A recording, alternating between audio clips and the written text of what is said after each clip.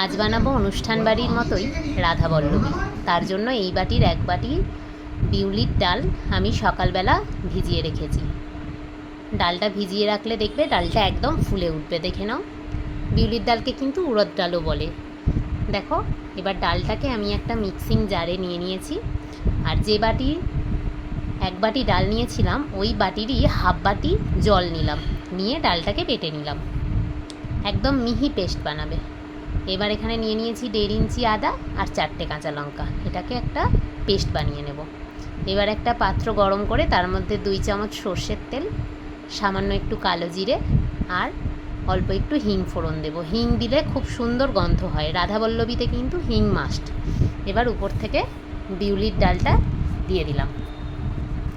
এর মধ্যে দিয়ে দেব হাফ চামচ নুন, অল্প একটু হলুদ গুঁড়ো, হাফ চামচ লঙ্কার গুঁড়ো, হাফ চামচ ধনের গুঁড়ো আর হাফ চামচ জিরের গুঁড়ো দিয়ে ভালো করে মিক্স করে নেব। তারপর ডালের বাটিটা ধুয়ে সেই জলটা এখানে দিয়ে দেব, দিয়ে ভালো করে মিশিয়ে নেব। এবার এটার সাইডে একটু তেল দিয়ে আমি এর মধ্যে দিয়ে দিচ্ছি আদা আর কাঁচা লঙ্কা বাটাটা, দিয়ে ভালো করে এটাকে ভেজে নেব যাতে কাঁচা গন্ধটা চলে যায়। তারপর এটাকে আমি ডালের সাথে মিক্স করে নেব। এর জন্য কি হয়, ডালটা ভালো করে কুক হয়ে যায়। দেখো, আমি এবার মিশিয়ে নেব, নিয়ে তারপরে এটাকে ঠান্ডা করার জন্য একটা প্লেটে নিয়ে নিয়েছি। এবার একটা বাটির মধ্যে 250 গ্রাম মতো ময়দা নিয়ে নেব। তোমাদের যতটা পরিমাণ প্রয়োজন সেই অনুযায়ী তোমরা বানাবে। এবার দিয়ে দিলাম উপর থেকে হাফ চামচ নুন, 1 চামচ মতো চিনি, আর দিয়ে দেব আদা আর কাঁচা লঙ্কার যে পেস্ট বানিয়েছিলাম ওর থেকে অল্প একটু নিয়ে এর মধ্যে দেব। এবার আমি বিউলির ডাল 2 চামচ তুলে রেখেছিলাম ওই ডাল বাটার মধ্যে থেকে, সেটা দিয়ে দেব। তারপর দিয়ে দেব সাদা তেল, দিয়ে ভালো করে ওটাকে মিক্স করে নেব। নিয়ে আস্তে আস্তে করে জল দিয়ে দিয়ে আমি একটা ডো বানিয়ে নেব। যত ভালো করে মাখবে, যত মেশাতে পারবে ততই সফট হবে।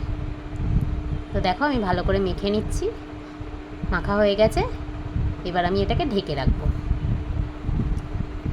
20-25 মিনিট মতো মেখে রেখে দিয়েছিলাম। এবার আমি এই ডোটাকে আরেকটু করে মেখে নিয়ে লেচি কেটে নেব। সবসময় মাথায় রাখবে, বেশি নরম করা যাবে না, বেশি নরম করলে পুর বেরিয়ে যাবে, ফেটে যাবে, খুব অসুবিধা হয়। আবার যদি তুমি বেশি শক্তও করো তাহলে কিন্তু রাধাবল্লভী কুড়মুড়ে হয়ে ভেঙে যাবে, ভালো লাগে না। তো দেখো, আমি এইভাবে লেচিগুলো গোল করে নিয়েছি।